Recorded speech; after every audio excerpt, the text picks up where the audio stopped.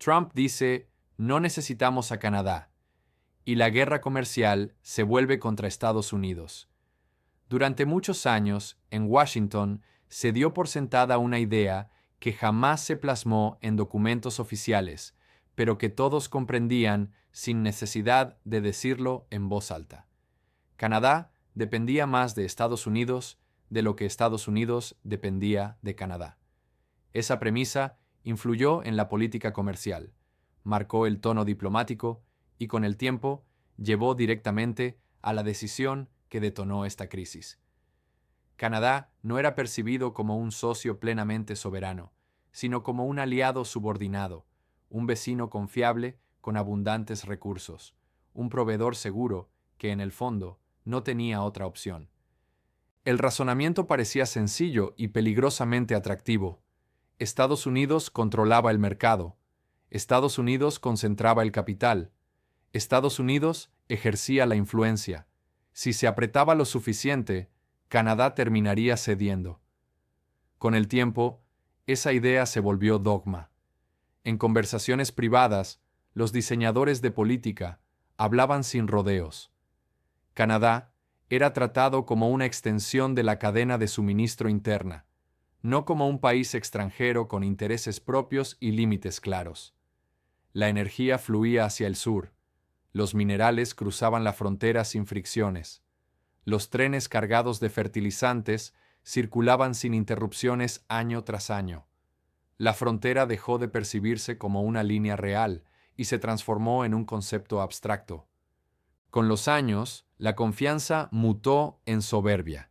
La soberbia dio paso a la complacencia, y la complacencia terminó convirtiéndose en una peligrosa incapacidad para ver el riesgo. Cuando se tomó la decisión de imponer un arancel general del 25% a las importaciones provenientes de Canadá, no se presentó como una provocación abierta. Se vendió como una táctica de presión. En la Casa Blanca estaban convencidos de estar jugando un juego conocido: apretar, generar incomodidad y forzar una renegociación. La expectativa en Washington era casi total.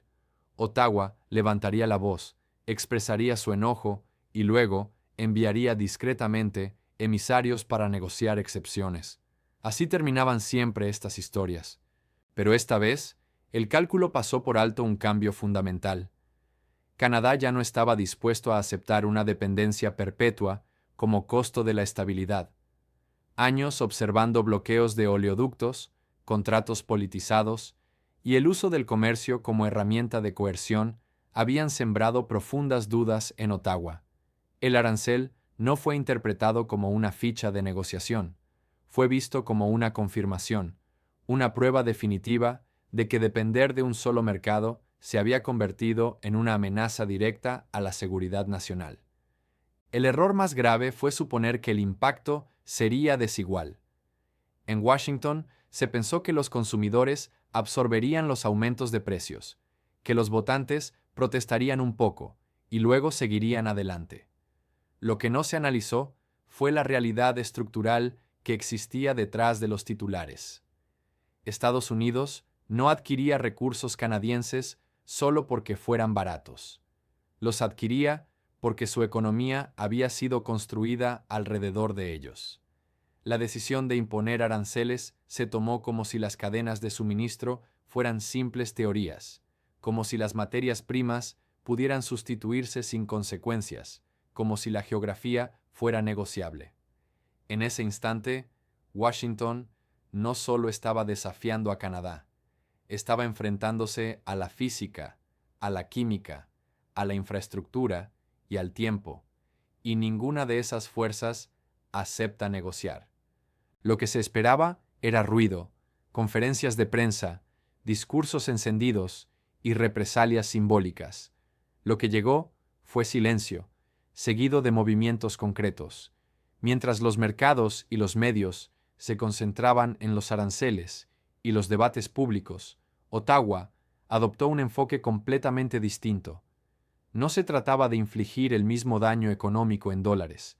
Se trataba de ejercer control. En lugar de imponer contraaranceles, Canadá activó facultades que casi nunca se habían utilizado y jamás a esa escala. Poderes de emergencia pensados para escenarios de guerra o supervivencia nacional. Mecanismos de protección estratégica que redefinían la energía, los minerales y los insumos agrícolas no como simples mercancías, sino como activos directamente ligados a la soberanía. En un solo movimiento, el conflicto cambió de naturaleza. Dejó de ser una disputa comercial y se transformó en una estrategia de negación de suministro. Las exportaciones no fueron encarecidas, fueron detenidas. Las válvulas comenzaron a cerrarse. El transporte ferroviario se ralentizó hasta detenerse. Las licencias quedaron congeladas, sujetas a revisiones de seguridad. El lenguaje empleado fue técnico, burocrático, casi monótono. Precisamente ese era el objetivo. No hubo gestos teatrales ni discursos nacionalistas. Solo una aplicación silenciosa, de esas que no generan titulares inmediatos, pero que desmantelan sistemas diseñados para funcionar sin interrupciones. En Washington, la reacción inicial fue de incredulidad.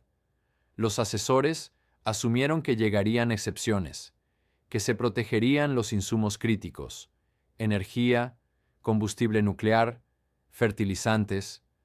Parecía impensable que sectores tan interconectados fueran utilizados como palanca, pero Canadá había llegado a una conclusión que llevaba años gestándose.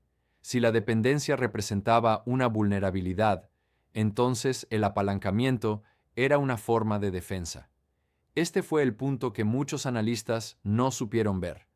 Canadá no escaló el conflicto aumentando castigos económicos. Escaló lateralmente. Se enfocó en los puntos de estrangulamiento en lugar de los precios. Se concentró en el flujo físico, no en el costo financiero, y esa diferencia es crucial.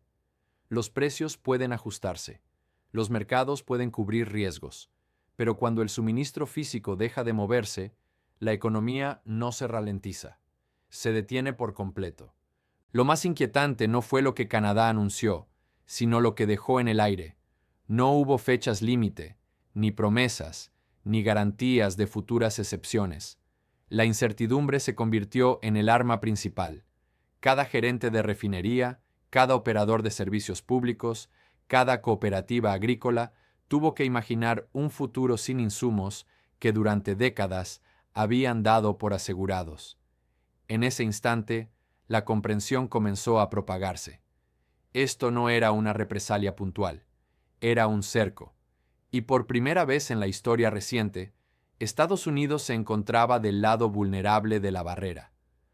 Durante más de una década, al público estadounidense se le repitió una narrativa tranquilizadora. El país había alcanzado la independencia energética. La revolución del esquisto había cambiado las reglas del juego. Texas producía sin descanso. Dakota del Norte vivía un auge. Los buques petroleros partían de puertos estadounidenses rumbo al mercado global. El mensaje era simple y políticamente conveniente. Ya no dependemos de nadie, y mucho menos de Canadá. Pero ese relato ocultaba un detalle incómodo. No todo el petróleo es igual, y el sistema energético de Estados Unidos jamás se diseñó sobre consignas, sino sobre principios químicos. El crudo extraído de la cuenca del Pérmico es ligero, dulce, fluido y bajo en azufre.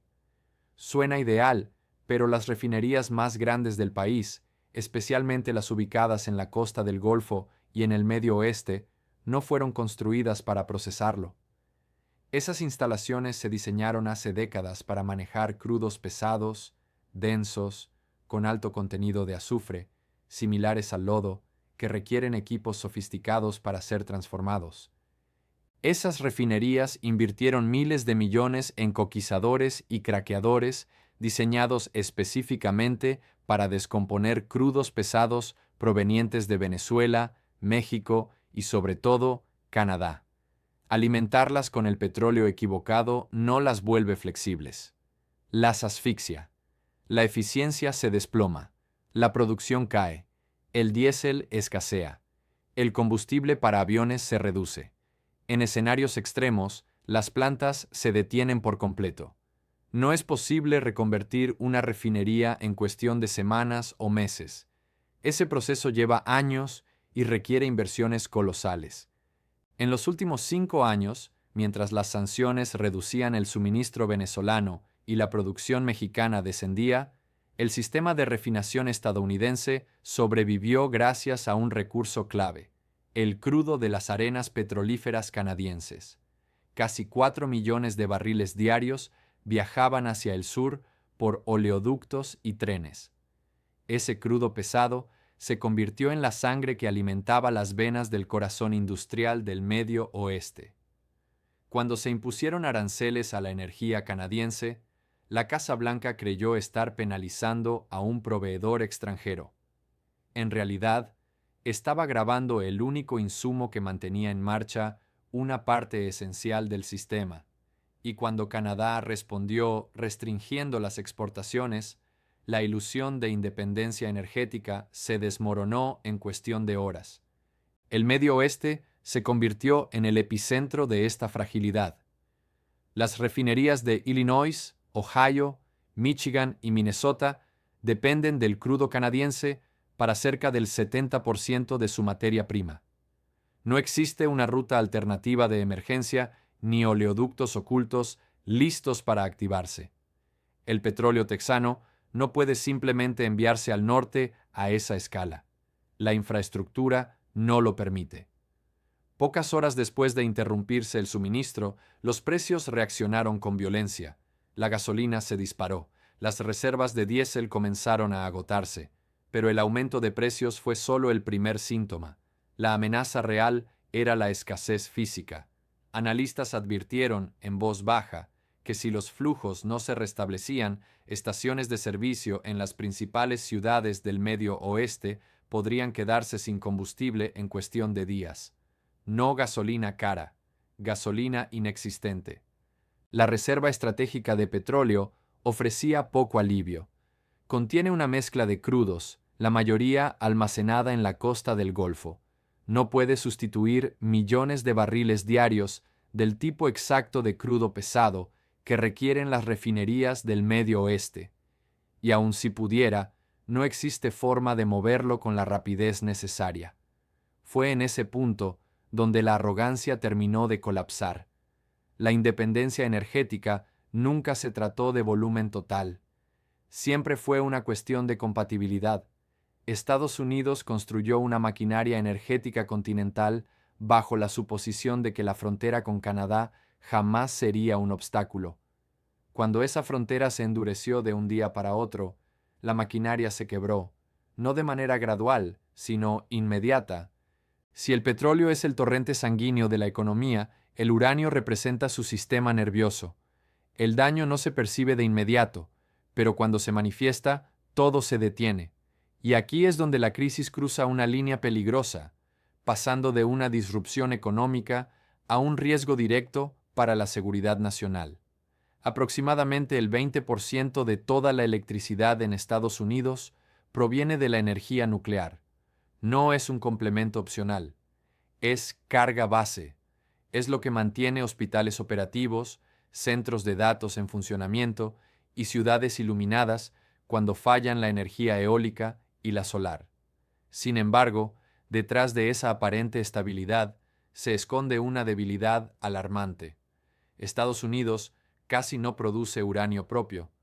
Cerca del 95% del combustible que utilizan sus reactores es importado. Durante años, esa dependencia se ocultó tras una aparente diversificación. Parte del suministro venía de Rusia, otra parte de Kazajistán y Asia Central. Esa ilusión se desvaneció cuando el Congreso prohibió las importaciones de uranio ruso. De la noche a la mañana, la cadena de suministro quedó concentrada en un solo punto crítico: Canadá. El norte de Saskatchewan alberga algunos de los yacimientos de uranio más ricos del mundo. Minas como Cigar Lake y MacArthur River producen material de calidad excepcional. Para el parque nuclear estadounidense, el uranio canadiense no era solo conveniente, era indispensable. de manera constante y silenciosa, mantenía los reactores en operación. Cuando el conflicto comercial se agravó, en Washington se asumió que el combustible nuclear sería intocable, demasiado sensible y demasiado peligroso como para utilizarlo como herramienta de presión. Esa suposición resultó desastrosa. Ottawa clasificó el uranio como un activo estratégico para la seguridad nacional y suspendió todas las licencias de exportación, sujetándolas a revisión. Sin fechas, sin excepciones, solo una suspensión indefinida. Ahí fue cuando el pánico comenzó a extenderse. Las plantas nucleares no almacenan combustible para varios años. Operan con ciclos de recarga estrictamente programados, normalmente cada 18 a 24 meses. Si esa ventana se pierde, la planta no reduce su potencia, se apaga por completo. Varios reactores estadounidenses tienen recargas programadas para esta primavera. Sin nuevos conjuntos de combustible, deberán detenerse. Perder incluso una parte de la flota nuclear justo al inicio del verano abriría un vacío crítico en la red eléctrica. Los apagones rotativos en la costa este dejarían de ser un escenario extremo para convertirse en una hipótesis de planificación real. A diferencia del petróleo, el uranio no es un recurso que pueda comprarse de un día para otro en el mercado inmediato. Su cadena de producción es lenta, rígida y profundamente técnica. Extraerlo de la tierra, procesarlo, convertirlo, enriquecerlo y finalmente transformarlo en combustible nuclear es un proceso que toma años, no semanas ni meses. No existe una solución de emergencia, y las consecuencias de esta realidad van mucho más allá de la generación de electricidad civil. La flota nuclear de la Marina de los Estados Unidos depende exactamente del mismo ciclo de combustible. Los portaaviones y submarinos no operan con discursos ni con buenas intenciones diplomáticas. Operan con uranio.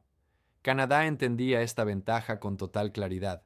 No necesitó levantar la voz ni emitir amenazas públicas. Simplemente detuvo los envíos. Y en ese silencio calculado, Washington fue obligado a enfrentar una verdad incómoda y hasta entonces impensable.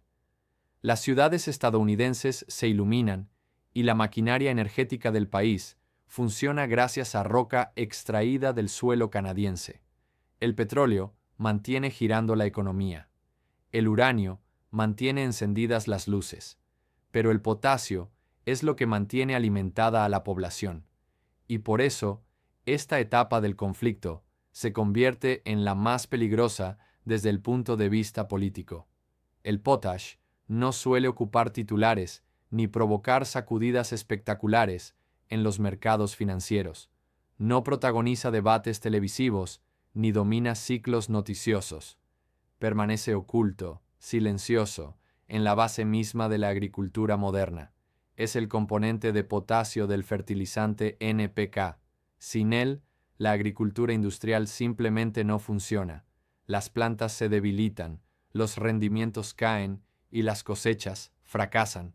Y cuando eso ocurre, los precios de los alimentos no suben poco a poco, explotan. El suministro mundial de potash está brutalmente concentrado. Rusia y Bielorrusia fueron durante años actores dominantes, pero las sanciones internacionales y los riesgos logísticos los han vuelto proveedores poco confiables.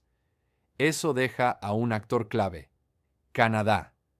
La provincia de Saskatchewan, por sí sola, produce casi un tercio del potash del planeta. Para los Estados Unidos, la dependencia es aún más severa. Aproximadamente el 85% del potash utilizado por los agricultores estadounidenses proviene directamente de Canadá. No existe un reemplazo nacional relevante. No hay minas ocultas listas para activarse en Iowa o Nebraska. Cuando Washington impuso aranceles a los minerales canadienses, asumió que el impacto se diluiría en algún punto de la cadena de suministro. Lo que ocurrió fue exactamente lo contrario. Canadá detuvo los trenes. Las autoridades provinciales y federales invocaron argumentos de estabilidad y protección estratégica. Los cargamentos de fertilizante destinados al medio oeste estadounidense quedaron detenidos en la frontera. Y el momento no pudo haber sido peor. La interrupción no ocurrió durante la cosecha, sino en primavera, semanas antes del inicio de la siembra. Los agricultores planifican la aplicación de fertilizantes con meses de anticipación. Si esa ventana se pierde, la temporada entera se pierde con ella. Si el fertilizante no llega en abril, no hay cosecha en octubre. Las cifras son implacables. Una interrupción de 30 días puede reducir los rendimientos entre un 30 y un 40%. El maíz alimenta al ganado, la soja a las aves. Los granos sostienen todo el sistema alimentario. La inflación en los alimentos no avanzaría de forma gradual, se dispararía. Los analistas comenzaron a proyectar escenarios en los que los precios de la carne de res, el pollo, la leche, los huevos y el pan se duplicarían en cuestión de meses. El llamado impuesto al desayuno golpearía directamente a hogares ya asfixiados por el costo de la energía. Los mercados reaccionaron de inmediato. Los futuros agrícolas subieron con violencia. Incluso el índice Big Mac, una métrica rudimentaria pero sorprendentemente reveladora de la inflación alimentaria, comenzó a encender luces rojas. Algunos pronósticos advertían sobre una hamburguesa de $15 para mediados del verano, si los envíos permanecían congelados. La ironía política es despiadada. Los aranceles fueron presentados como una defensa del agricultor estadounidense. En la práctica, privaron a esos mismos agricultores del insumo sin el cual no pueden competir ni producir. Mientras los silos estadounidenses se vaciaban, los productores canadienses contaban con fertilizantes, combustible y estabilidad. Podían sembrar, cosechar y vender alimentos a un mundo cada vez más escaso. En las guerras comerciales, los consumidores pagan más. En las guerras de suministro, la gente pasa hambre. Y esa diferencia es la razón por la cual el potash se convirtió en un punto de presión que Washington no puede ignorar. Aquí es donde la crisis deja de ser abstracta, sale de Wall Street y entra en la cocina, porque el potash no impulsa gráficos bursátiles, impulsa alimentos. La mayoría de los estadounidenses nunca ha oído hablar de él, pero es la columna vertebral de la agricultura industrial. No existe una solución tecnológica milagrosa ni un sustituto de última hora. Si el fertilizante no está en el suelo al inicio de la temporada, la cosecha ya está perdida. El suministro global es peligrosamente concentrado. Rusia y Bielorrusia fueron actores clave en el pasado, pero hoy son fuentes inestables. Eso deja a Canadá. Saskatchewan produce casi un tercio del potash mundial. Para los Estados Unidos, la dependencia es extrema. Cerca del 85% del potash consumido por los agricultores estadounidenses proviene de Canadá. Washington creyó que los aranceles simplemente encarecerían el producto. Lo que ocurrió fue una parálisis total. Los trenes se detuvieron. Los envíos ferroviarios fueron suspendidos bajo coordinación de emergencia entre gobiernos provinciales y Ottawa. La justificación fue estabilidad. El resultado fue inmovilidad. El calendario jugó en contra. La interrupción llegó justo antes de la siembra de primavera.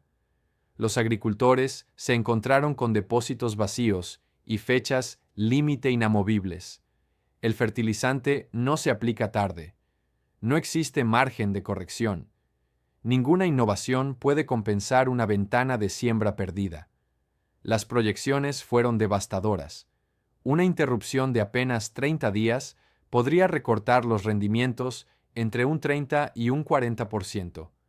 El maíz alimenta al ganado, la soja a las aves, el trigo a todo lo demás. Los precios no subirían poco a poco, se dispararían. Los economistas comenzaron a hablar del impuesto al desayuno como una realidad cotidiana. Cada comida más cara, cada compra un recordatorio. Incluso los indicadores simbólicos reaccionaron. Los futuros agrícolas se dispararon.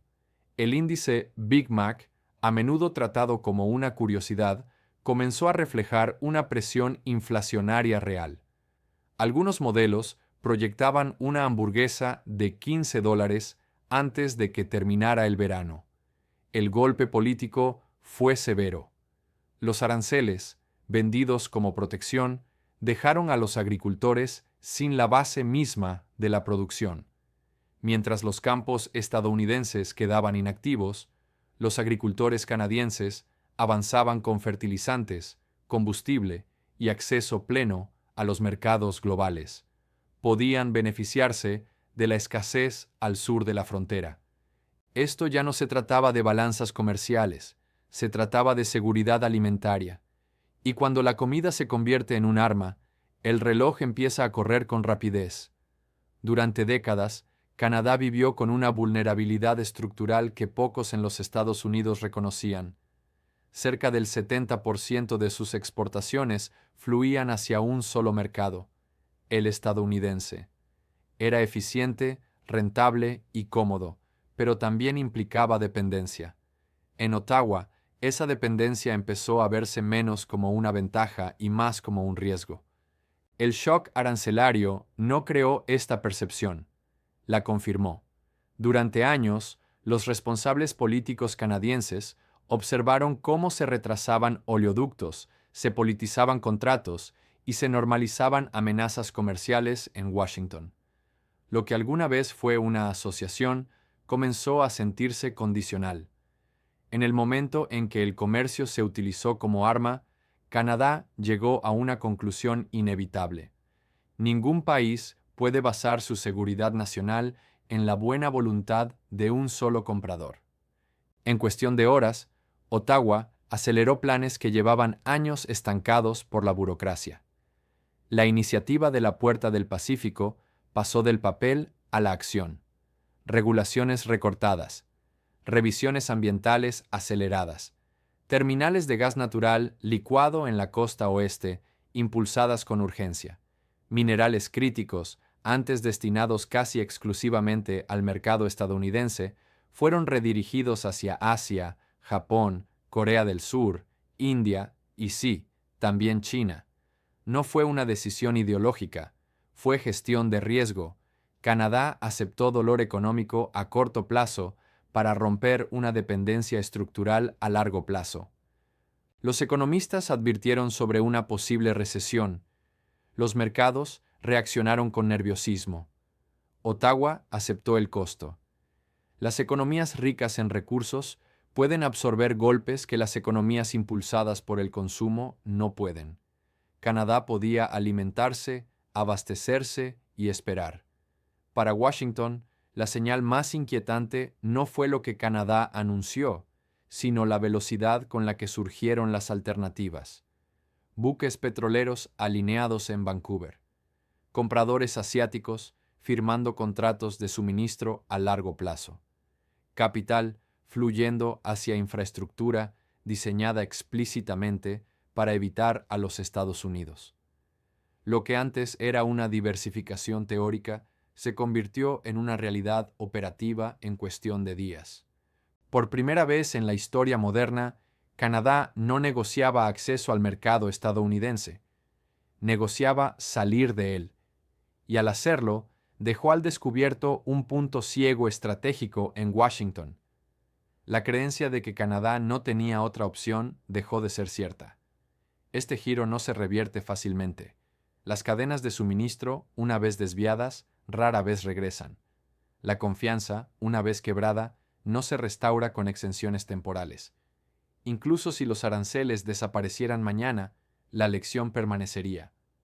Canadá aprendió que la cercanía no garantiza seguridad. Y Estados Unidos aprendió demasiado tarde que la influencia también puede volverse en contra. Dentro del Pentágono, esta crisis encendió alarmas distintas, no por precios ni inflación, sino por preparación estratégica. Cuando las cadenas civiles se rompen, los militares son los siguientes en sentirlo, y en este caso, la fractura pasaba por Canadá.